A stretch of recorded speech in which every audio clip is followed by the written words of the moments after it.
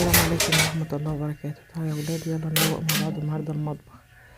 ده مقطع في آخر الفيديو وانا بعمل اليانسون وراح اشربه بعد ما خلصت الترويق. ده المطبخ متروق، يلا بقى نشوفه وهو مش متروق. أجارك الله. دي نبذة صغيرة، نبذة صغيرة عن شغل البيت. ماهوش دوت كل المواعين اساسا. طول النهار بغسل مواعين ومواعين تانية بتيجي، انا زهقت خلاص. والرجاله يقولك انت بتعمل ايه بتعمل ايه، يجوا يغسلوا هم دور من ادوار المواعين دي.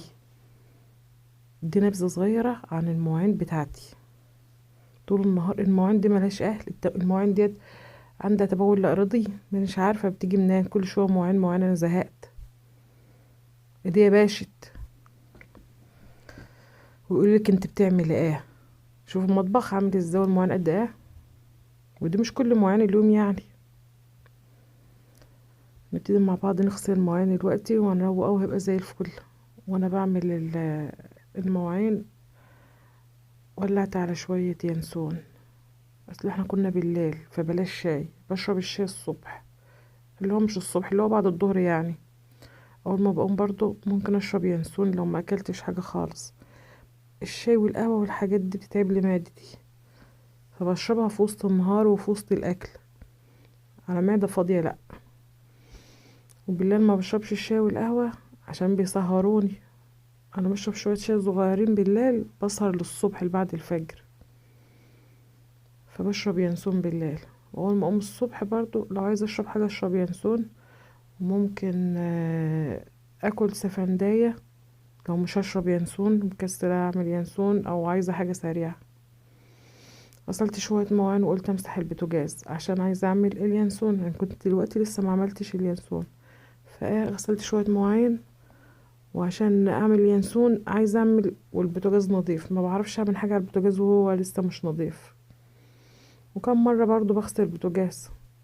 وممكن بعد ما اعمله كده، يعني احنا كنا بعد العشاء، ممكن بعد ما نضفه يتعكي تاني نعمل نقل بيض، نعمل شاي وكب، نعمل اي حاجة ممكن اغلي لبن. واللبن بقى ساعات لما يطف وانا لسه غاسله البوتاجاز بزعل قوي. فلازم اغسل البوتاجاز قبل ما اطبخ بقى تاني يوم. لو ما غسلتوش بالليل في ساعتها قبل ما اطبخ الصبح لازم امسح البوتاجاز من اللبن بالذات. اللبن لو مسك في البوتاجاز ما بيطلعش بسهولة. وكمان ريحته ما بتتحرق لا. ما تحاولي دايما وانت لما تيجي تعمل اي حاجه على البوتاجاز تخلي البوتاجاز بتاعك زي الفل، واول باول ما تسيبيش يتراكم. ما بياخدش دقيقتين في ساعتها البوتاجاز لو مسحته اول باول ما بياخدش منك حاجه. فانا بحاول اعمل كده عشان اولع على اليانسون دلوقتي. وهرجع اكمل المواعين. خلصتهاش، انا خلصت ربعها. انا قلت اما اولع على شويه ينسون فامسح البوتاجاز وارجع اكمل المواعين. دي مسحه كده على السريع يعني، مش مسحه عميقه ولا حاجه. البوتاجاز بتاعي فريش، النوعية دي مش حلوة، منصحكوش تجيبوا منه. كان عندي قبله بوتاجاز ايديال، كان 4 شعلة اول ما اتجوزت من سنين كتيرة كده، مش هقولكوا كام سنة عشان ما تقولوش عليا كبيرة. فكان بوتاجاز الايديال ده حلو اوي، كان عاجبني. هو كان 4 شعلة بس كان الستيل بتاعه اللي فوق ده كان متين وجامد وما بيسودش. انما الفريش اللي بتعمل له اعلانات كتير اوي اوي ده لا، الستيل بتاعه اللي فوق رقيق ويغير لون وبتحس ان هو قديم بسرعة. همسة جاية تاخد مية وما تعرفش ان انا بصور ومحمد هيجي الوقت برضو وما يعرفش ان انا بصور، ما ياخدوش بالهم خالص. انا بولع على اليانسون اهو. انا بولع على اليانسون وممكن احط بقى مع اليانسون اي حاجة. يعني انا بعد ما اليانسون غلى حطيت معاه نعناع. ممكن احط النعناع معاه وهو بيغلى، او ممكن احطه في الكوباية واكب عليه اليانسون وكذا حاجة. وممكن تحط قرفة وجنزبيل مع اليانسون برضو. خلصت جزء من المواعين ولسه بقيت المواعين جوه، يعني ما يغركيش ان انا لميتهم كده في جنب. وولعت على اليانسون. دي الحلة الضغط دي كنت جايباها من يجي 5 سنين اكتر، كانت ب1200 جنيه ستيل. انت دلوقتي مفكر ليها صغيرة، هي جاية في تصوير صغيرة بس هي تقريبا 11 رتل. حجمها كبير وتقيلة. اول ما جبتها كنت بهبط اول من الغسيلة بس تقريبا اخدت على الغسيلة والغطا بتاعها كده فيه حاجات طالعه وحاجات نازله، كان بيزهقني، بس برضو اخدت على الغسيله. انا على فكره مسرعه الفيديو، ما تفكريش ان المواعين كده بتتغسل كده بسرعه وبسهوله كده، لا، بتاخد وقت، وبغسلها وبحطها جامد وبشطفها كتير. انا كنت دايما لما بتفرج على شرايط على الفيديوهات اللي هي السريعه دي، اقول لحقت تشطف لحقت تعمل، لا، بشطف كويس على فكره وبشطف كتير. شوفوا الغطا بتاع الحله الضغط ديت اللحمه بتستوي بعد ساعه، والبطه بعد ساعه، والفرخه بعد نص ساعه، سريعه. بس لو انت عايزه الشوربه بتاعتها تطلع حلوه، ما تكتريش الشوربه، لان هي ما بتطلعش بخار. الميه اللي انت بتحطها فيها بتفضل فيها، مش زي اللحمه اللي احنا بنولع فيها ونقعد نزود ميه. لا، ما بنزودش ميه، لان البخار بتاعها بيبقى مكتوم جوه، ما بيطلعش بخار. فقلل الشوربه بتاعتها او قلل الميه من الاول عشان الشوربه تبقى قليله، تقوم الشوربه بتاعتها تطلع حلوه. احنا متعودين بقى ان احنا بنزود ميه في اللحمه عشان الميه بتنقص، لا، ما تزوديش. الحله الضغط دي نفعنا قوي قوي قوي. الحاجه اللي تشتريها النهارده احسن ما تشتريها بكره. ما تأجليش نفسك وتقولي لا انا هبقى اشتريها بعدين، الحاجه بتغلى كل يوم. الحله الضغط دي انا كنت جايباها ب1200، هي الوقت معديه 3000 جنيه. رحت اشتري في رمضان صواني، صينيه تيجي كيلو او اقل من الكيلو، ألمونيا يعني، بيقولوا ب300 جنيه، ازاي مش عارفه. بس جبت، هعمل لو جيت اشتريها السنه الجايه يقولي ب500 جنيه، وانا محتاجاها. انا بحط المواعين كده في الحوض، الحاجه السهله بغسلها بسرعه. ببقى دايما فاتحه الحنفيه سرسوب ميه عشان الحاجه تبوش، وبغسل الحاجه السهله الاول، والحاجه اللي ماسك فيها الدهون او ماسك فيها رز بسيبها الميه تنزل عليها تبوش. المواعين دي قعدت اغسلها في ساعه واكتر، يعني انا مصوره لكم الفيديو ده اكتر من ساعه، بس انا قصيته وسرعته، خليته اقل من ربع ساعه كمان، عشان تاخدوا فكره عن الحاجات، مش ما تزهقوش معايا ساعه، هتقعدوا معايا ساعه في المطبخ، اذا كان انا نفسي بزهق. رجلي والله وجعتني من الوقفه بتاعه المطبخ الصبح، او مغسل شويه مواعين بتاعه العشاء كده. ما تفكروش المواعين دي كده خلصت، هيجي مواعين غيرها، واقوم الصبح اغسل مواعين واعمل فطار، وبعدين اعمل غدا. بس انا دايما بعمل غدا على طول، ان الفطار بتاعي بيبقى حاجه اشربها زي ينسون بس، او او سفندية بس، اي حاجه كده بسيطه كده. وممكن ما اكلش حاجه خالص، واتغدى الساعه 1 ولا 2.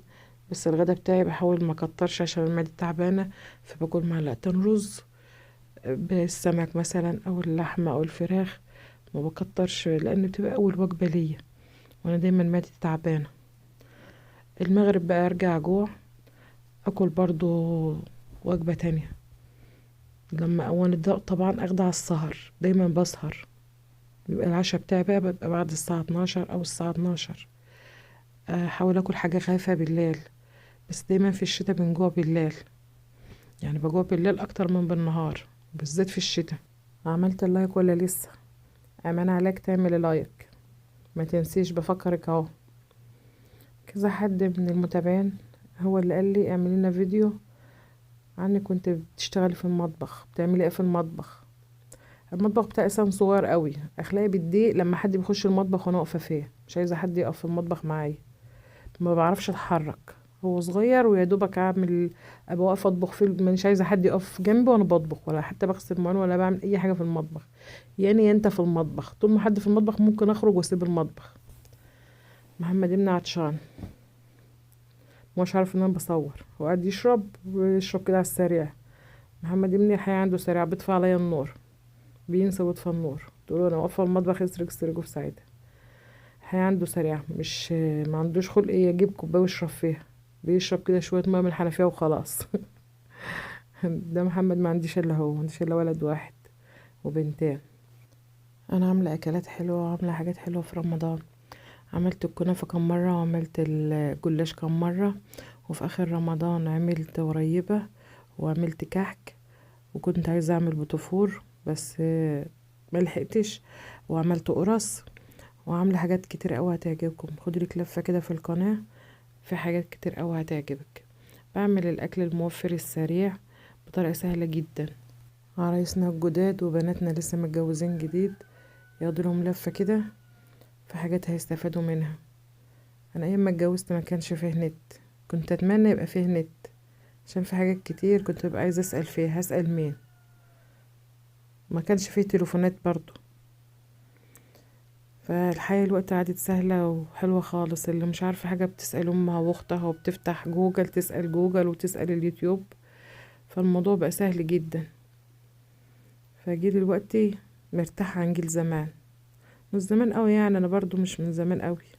الاهل اللي دايما بيشتكوا من ولادهم اللي ماسكين التليفونات على طول. والله انا شايفه ان الولاد عندهم حق، ما هو التليفون مفيد. بس دايما الاهل بيفكروا التليفون دوت هيضيع في نظر العيل، التليفون اخد وقت العيل. فلا، مش كل حاجه كده. لا، التليفون مفيد جدا وحلو قوي، بس اللي يستفاد منه صح، اللي يستغله صح. فاحنا نحاول نوجه ولادنا ان هم يستفيدوا منه ويتوجهوا صح، يستفادوا منه في دروسهم وفي واجباتهم وفي اي اسئلة مفيدة لهم. لا، هو كويس، التليفون كويس والنت كويس، بس اللي يستغله صح. ليه بنفكر في السلبيات؟ ما نفكر في الايجابيات. يعني انا مسجلة كم صورة بشغلهم اول ما ادخل المطبخ. ادخل المطبخ وانا يعني دايما وانا بغسل المواعين كده بشغل صورة قرآنية بحب اسمعها. حافظة على التليفون بتاعي كذا صورة، من ضمنهم سورة البقرة مهمة جدا، وكذا صورة بحب اسمعها مسجلهم على التليفون، اسمعهم وانا بغسل في المواعين. ده مهم اوي بالنسبة لي، لازم اسمع صورة وابقى بسمعها وبرددها وبفهمها. دي من الطقوس بتاعتي. لو ليك اي طقوس قوليلي انت بتعمل ايه، نفيد بعض. اللي عندها اي اهتمامات مفيدة يا ريت تقولي، نفيد بعض. الطبق البلاستيك اللي على الحوض ده انا كنت حاطه فيه فاكهه، والبرتقانه عفنت والموزه فسودت الطبق كده. فعشان انضفه لازم احط نقطه كلور في الاسبونشة. دي معلومه مفيده اهي. الاسبونشة بحط فيها كلور كده واروح مسحه الطبق. السواد ده بيروح نهائي من اي طبق بلاستيك. لو عندك اي طبق بلاستيك ومغير لونه بالطريقه دي او باظ، تحس ان هو باظ، لا هو مباظ، حط على نقطه كلور بالسبونشة كده واغسليه. يعني شوفي السواد راح من جوه، وهعمله برضو من بره كده واتك عليه، هيروح برضو من بره وهيرجع الطبق جديد. الطبق ده مخرم، بحب احط في الفاكهة وبعدين كبير. والله كنت جايب الطبق ده تقريبا ب20 جنيه او حاجة زي كده. الاسبونشة وهي فيها كلور لفيت لفة كده على الحوض بيها. الطبق ده حلو قوي، بحب احط فيه الفاكهة عشانه كبير ومخرم بيهوي الفاكهة. اليانسون لسه على النار اهو، شايفاه؟ فانا بدأت اخلص اهو هصبه. والله ما أنا عارفة اصبه لان عايزة اخلص المفروض اطفي عليه. اساسا كنت موطيه عليه عشان يصبر معايا للاخر. حاطه فيه نعناع، انا زرع في الجنينه بتاعتي نعناع، بحب النعناع قوي.